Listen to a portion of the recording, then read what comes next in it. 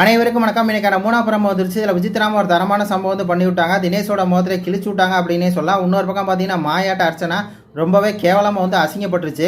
அதாவது big pass 2ஆம் ப்ரோமோவில் சொன்னார் இல்லையா, இன்னொருத்தவங்களோட ஜானியை பற்றி நீங்கள் வந்து சொல்லணும், அவங்க வந்து எப்படி இந்த வீட்டில் நடந்திருக்காங்க அப்படிங்கிறத சொல்லணும் அப்படின்னு சொல்லி அதில் வந்து பார்த்தீங்கன்னா ஃபஸ்ட்டு மாயா வந்து அர்ச்சனா பற்றி சொல்லுது. இவங்க வந்து பார்த்தீங்கன்னா கேமராக்காகவே நடிக்கிறாங்க, கேமரான்னு சொல்லி இவங்க வந்து இருக்கிறாங்க அப்படின்னு சொல்லுது.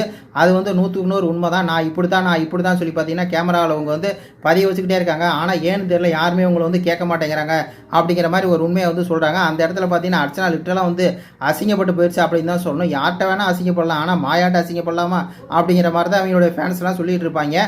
அதுக்கேற்ற மாதிரியே பார்த்தீங்கன்னா மாயாவே அர்ச்சனா மூஞ்சியில் காரி துப்புன மாதிரி இருந்துச்சு. இன்னொரு பக்கம் பார்த்தீங்கன்னா விசித்ராமா வந்து கரெக்டாக பாயிண்டை பிடிச்சாங்க. இவர் வந்து பார்த்தீங்கன்னா கைண்டாக நடந்திருக்கலாம், ஆனால் என்னை பார்த்தீங்கன்னா டேரெக்டாக அட்டாக் பண்ணிட்டே இருந்தார். இவ்வளோ தூரம் அசிங்கமாக வந்து இவர் சண்டை போட்டிருக்க வேண்டாம் அப்படிங்கிற ஒரு உண்மையை வந்து உடைக்கிறாங்க. அந்த இடத்துல பார்த்தீங்கன்னா தினேஷ் முகம் வந்து அப்படியே ஆடி போய் அப்படியே வேர்த்து வந்து பார்த்தீங்கன்னா ஒழுகிற மாதிரி இருக்குது. நம்மளுக்கு தினேஷோட மூஞ்சியை பார்த்தாலே வெறுப்பாக இருக்குது அப்படிங்கிற மாதிரி தான் இருக்குது. ஏன்னா எதுக்கு எடுத்தாலும் சும்மா டேரெக்ட் அட்டாக், ஏதாவது ஒரு விஷயம் சொன்னாங்க அப்படின்னா அதுக்கு ஒரு கவுண்டர் கொடுக்கணும் அப்படின்னு டேரெக்டாக அட்டாக்கு. இந்த மாதிரி பணப்பெட்டி யாராவது எடுத்துகிட்டு போங்க அப்படின்னு சொல்லி 2ஆம் ப்ரோமோவில் சொல்கிறாங்க.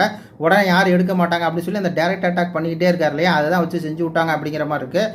அதுக்கப்புறம் பார்த்தீங்கன்னா விஷ்ணு வந்து மாயாட்ட வந்து சண்டை போட்டிருக்காரு. இவங்க ஒரு எலிமினேஷன் கேம் வந்து விளாட்றாங்க, என்னை வந்து அதில் பலியாடு பண்ண பார்த்தாங்க, நான் அப்படியே இது வண்டி வந்துட்டேன்னு சொல்லி, சே ஏன்டா நீங்களாம் இதை பற்றி பேச உனக்கெல்லாம் ஏதாவது ஒரு அறிவு இருக்கா, ஏதாவது ஒரு தகுதி இருக்கா அப்படிங்கிற மாதிரி தான் இருக்குது. இதை பற்றி உங்கள் கருத்துக்களை சொல்லுங்கள். நன்றி, வணக்கம்.